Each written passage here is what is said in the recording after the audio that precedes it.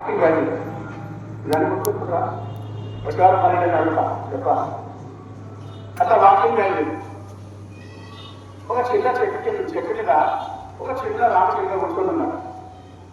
కూర్చొని ఆ రామచంద్ర కూర్చోడు ఎవరన్నా అట్లా ఒకసారి దాని బయట చూసి అట్లా తల ఉంటుంది. తల ఉప్పి వెళ్ళిపోయాడు. రామచంద్ర భయం యమధర్మరాజు నన్ను చూసి తల దిగించిపోయాడు. ఏదబ్బా దీంట్లో ధర్మము అది కడగడ రాకుండా మొక్కలు ఉంటున్నాడు. అంతలో నేను లాగడం ముందుకు వచ్చాను. ఆ చెట్ల నుంచి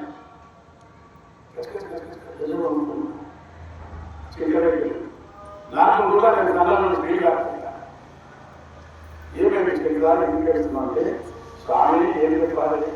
ఇప్పుడే నారదుడు వచ్చాడు. యమధర్మరాజు వచ్చాడు. వచ్చి నా వైపు చూసి అలా ఇట్లా ఆలోచి వెళ్ళిపోయాడు.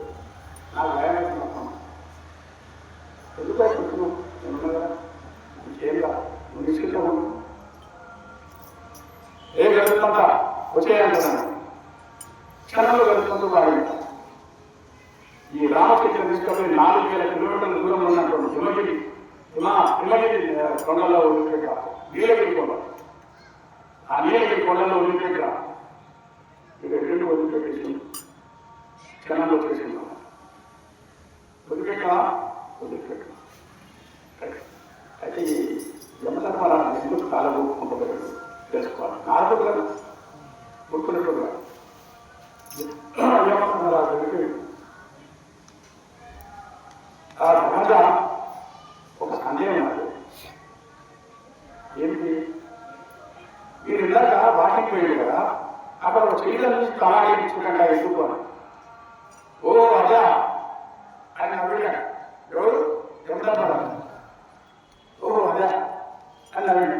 ఎందుకు నవ్వుతున్నాడు అంటే యమధర్మరాజు అన్నాక ఎంత చిన్న చిలుక ఏమా ఎంత చిన్న చిలుక దీని చాలు నీలగిరి కొండలలో ఉంది.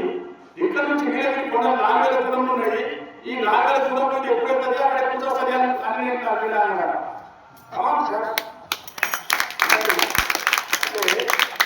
ఆవు మాత్రం పరిస్థితుల్లో ఉండదు. అది నీలగిరి కొండలలో దాని చావు ఉంది. అక్కడ దక్షిణ ఉన్నది కావడానికి అంత రేపటి అంత కంప్లీట్గా చిత్రలో ఆ చిత్రాలు రాతలు అక్కడ అది నవీన ఎందుకంటే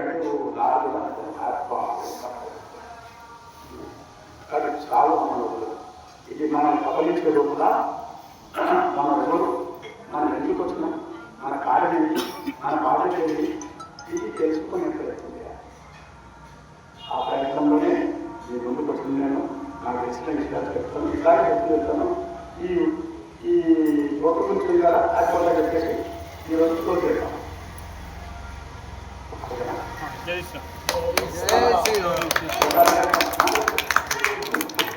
చాలు కదండి చాలు.